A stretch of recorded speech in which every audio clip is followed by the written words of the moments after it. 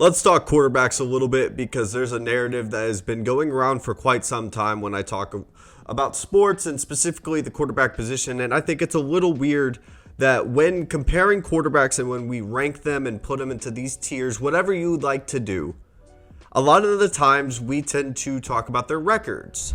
And I don't hear that with any other position in football other than potentially the head coach.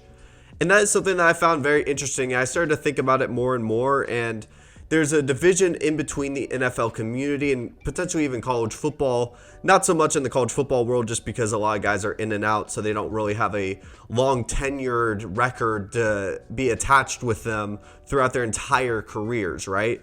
So most of the time it's in the NFL when we talk about quarterbacks. And you don't hear it when we talk about Tyreek Hill. You don't hear it when we talk about Cooper Kupp. We don't hear this guy is 16-14 as a starter at the wide receiver position at the X wide receiver. You only hear it with the quarterback position. And that makes sense because most of the time a quarterback is the guy that can influence the game the most. And in my opinion, the quarterback position impacts winning the most on a football field. But I also believe that winning is not a quarterback statistic. Both of those things can be true. And I'm here to explain why. And I'm here to convince you, or if you are on my side of things and believing that, I am here to give you a video to send to your friends and prove you right. And if you like my videos and you like my content, please leave a sub, leave a like. As you can tell, I'm trying to switch things up. And we have 3 case studies to diagnose and understand because I feel like these 3 quarterbacks are the epitome of this entire argument. First one going to be Jimmy Garoppolo. The next one's going to be Matthew Stafford. And the last one of the most polarizing quarterbacks in the NFL, Dak Prescott. So without question, hit the intro.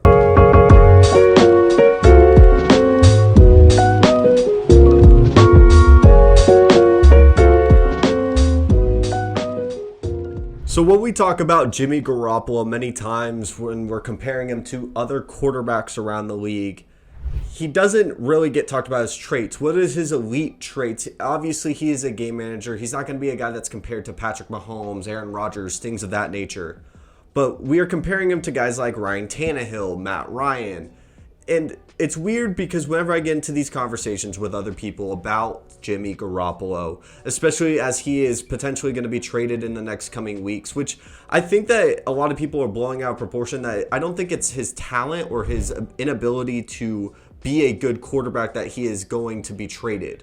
And because they went and got Trey Lance. I think that Trey Lance move was not because he was limiting them on offense. I don't think that was the catalyst or the main reason why they want to trade Jimmy Garoppolo.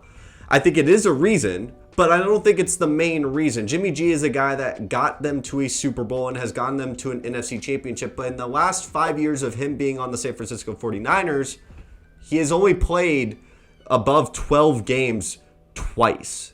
And when you are paying him as the 15th best quarterback in the NFL, or he is the 15th highest quarterback in the NFL, and that has changed over the past couple of years, mainly because we have these mega contracts coming out, and he used to be way higher up on this list. And as the salary cap grows and as more guys get bigger contracts, he's obviously going to fall to the wayside, but it's still a pretty expensive contract to move off of, and that's why it's been so stagnant in these trade talks. But that's not why we're here to talk about. We're here to talk about when a quarterback is mentioned, why is there a record attached to him? Jimmy G, when he's been on the field, it goes back to the old saying of, are you winning because of the guy or can you win with him? More times than not, a quarterback could be the reason why you lose a game.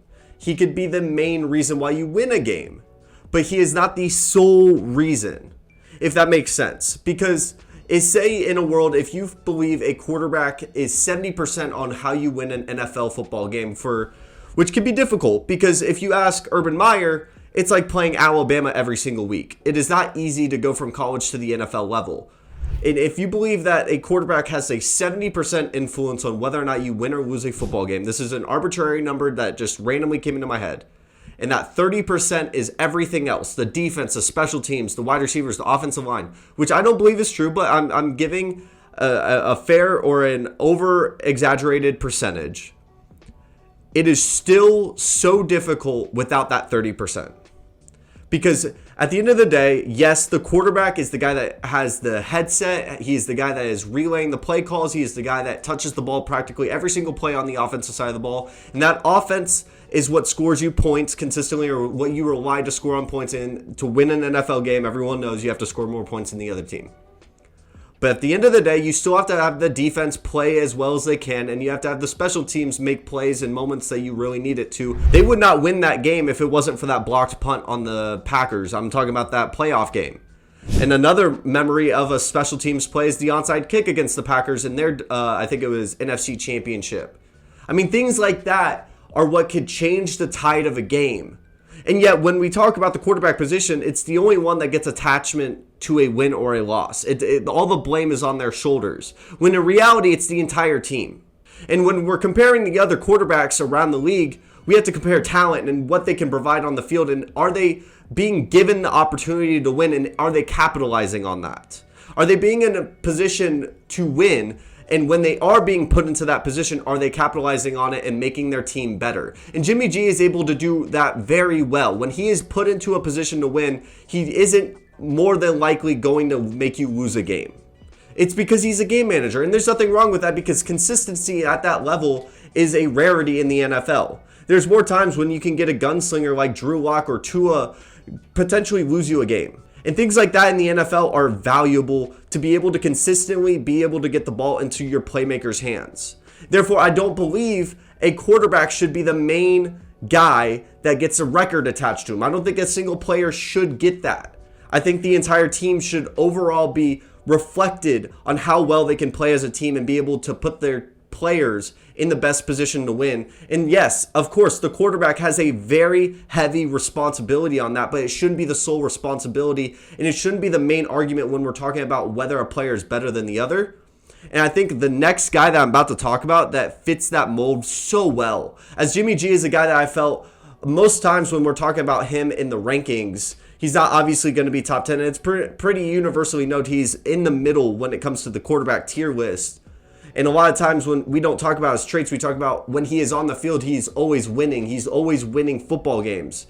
But what about a guy that we know is uber talented, but lost so many games in a terrible environment? And I am here to talk about Matthew Stafford.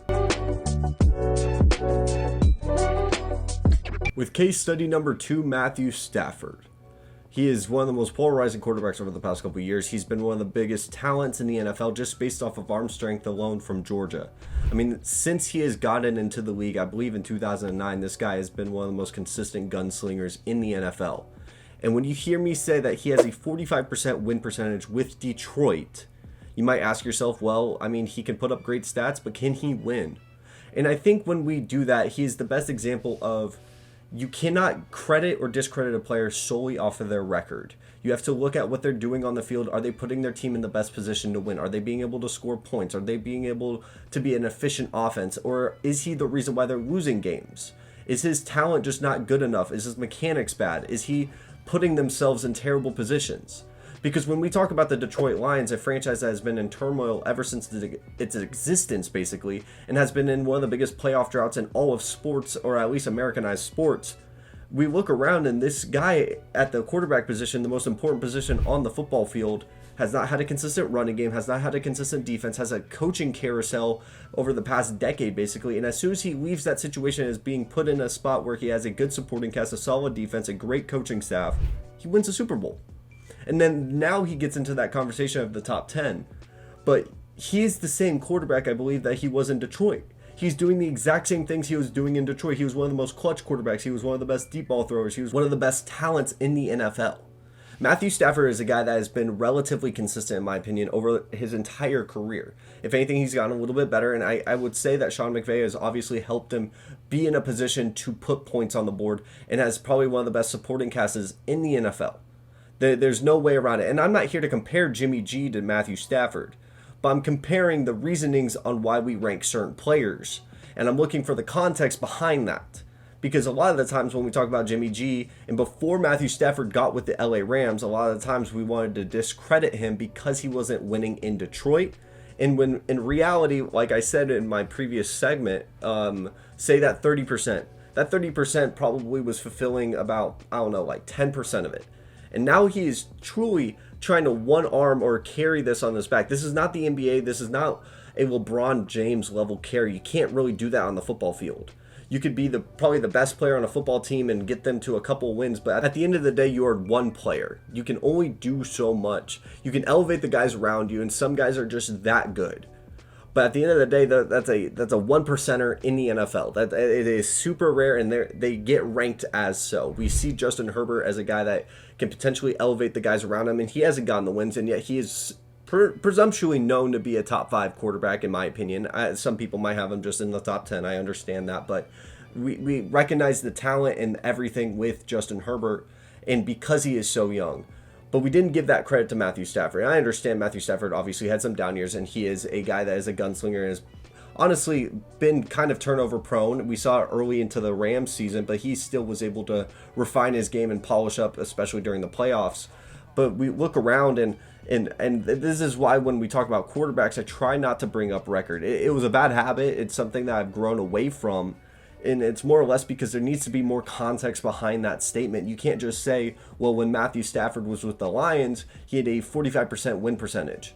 Versus when Jimmy G has been on the field as a starter for the 49ers, he has a 63%. That's a big difference. But at the end of the day, you have to look at the surrounding cast around him, and obviously Jimmy G had a really damn good defense around him. He also had a really solid run game and a run game coordinator, and a lot of the times in the playoffs, the narrative that gets grown around Jimmy G is that Kyle Shanahan does not trust him, therefore he has to hand the ball off a ton. And so when we look around at the league, you see case studies such as Matthew Stafford, where he is actually being put into a position where he can affect winning the most. And that little jump of having a good supporting cast, it seems pretty logical, but when we're talking about comparing quarterbacks and rankings, I'm trying to give a reason on why saying a record should not matter, because you have to put the context of the surrounding situation that they're being put in. I mean, we look at Justin Fields. He is in one of the worst positions as a young quarterback as possible. We talk about Sam Darnold being in a terrible position, then he gets put into another one, and he's still a terrible quarterback. And at the end of the day, at some point you have to accept that he's a bad quarterback, but sometimes you have to understand that maybe their talent is just so good that if you put them into a good position, you accept what their strengths are.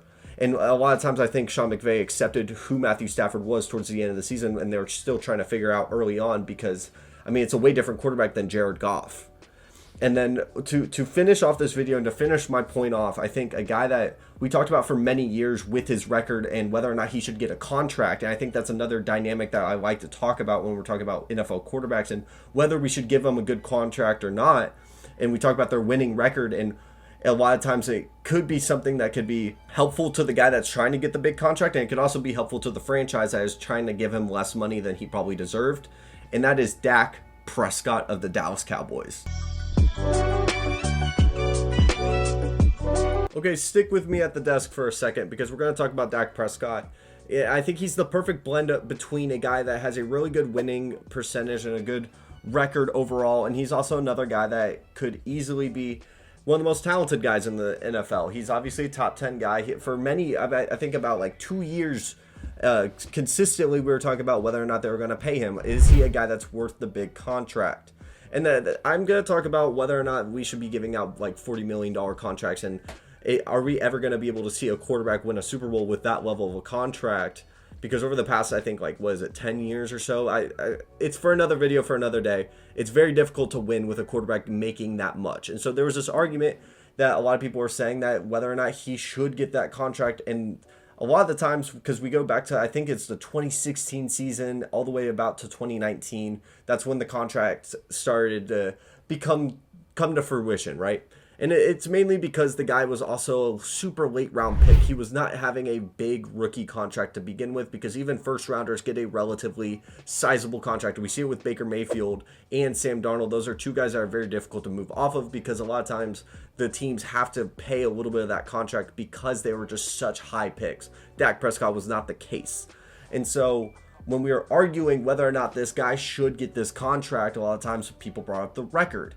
And I didn't like doing that because, in my opinion, we should have been talking about what is his potential moving forward. Can he grow as a quarterback? Do we see his potential reaching a top 5 level? Because honestly, Dak Prescott has a lot of good tools. He's a good out-of-the-pocket thrower. His mechanics are really solid. His ability to extend plays, his deep ball is relatively solid, but there's still, I think he has reached a cap. And I don't know if he's going to continue to grow as a quarterback. Maybe he has that next level, and I just don't know it. And that's why I was so hesitant to even offer him that major contract, because when you offer a guy that level, I mean, we see it with Kyler Murray. The best example I can think of recently is Kyler Murray. I think that was a good contract, and I think the Cardinals had really no other option other than to potentially trade him to the Eagles or the Dolphins, which I still think could happen in a year. Kyler, as a quarterback, I still think he has the top 5 level talent. He hasn't reached that yet, obviously, because he's not in that top 5 conversation. Some people would have him even outside the top 10, but he has that peak in him. I think he has that top 5 arm talent, and I think if he can consistently get through an entire season and also get rid of his head coach and Cliff Kingsbury, this guy can easily be a top 5 quarterback in the NFL, whether you think it's possible or not with his height. And so when we talk about Dak Prescott, a lot of people wanted to say, well, he has that winning record. He's a winner. A lot of times when we talk about this with NFL draft prospects, that he's a winner. But you have to understand, was he put into a really good position? Did he capitalize on it? And was it because he had really good supporting pieces around him, or was he able to elevate the guys around him? I didn't think Dak Prescott elevated the guys around him. I think he was in a really good position, and if you can drive a Ferrari and you can drive it really well, then credit to you. But I think that at the same time, you have to lower the price a little bit.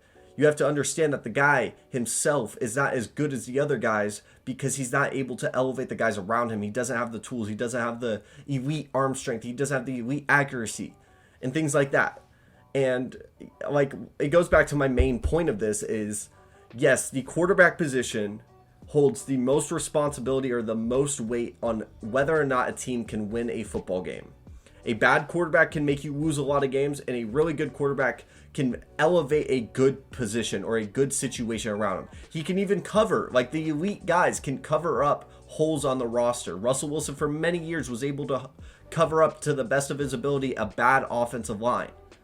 But the thing is here you can't just put a record on him. You can't, because there's too much back and forth. If a guy has a bad record, you could say it's a bad situation. If he has a good record, you could say it's just because he has a good situation around him. At the end of the day, we have to look at the quarterback himself and what is he able to do in both sides of the field. I think there's a gray area and a middle area that you have to really reach. And that's why when there's so much fogginess and gray area about this, it's not even worth bringing up when we're talking about a quarterback conversation. And winning and losing is not the sole reason that we should be ranking a quarterback. And I think that's the root of this video and why I wanted to make it, is because some guys call it the end all be all when we're talking about quarterbacks. And at the end of the day, it goes way deeper into that. And that is how I feel about the quarterback position and whether or not winning should be a statistic. And I don't think it should be. And if you are at this point in the video, thank you so much for watching. I know I did a little bit of a different video today, moved around my house a little bit, and at the end of the day, we're still here at this desk. And I know this is a bit longer, but stick with me for a second. I got a lot of good things in the works. I will be on a podcast tomorrow called Player's Choice Gridiron. Go check them out. It's going to be a great 2-hour, I believe we're going to be doing about 2 hours. We're going to be talking about the AFC East, I believe.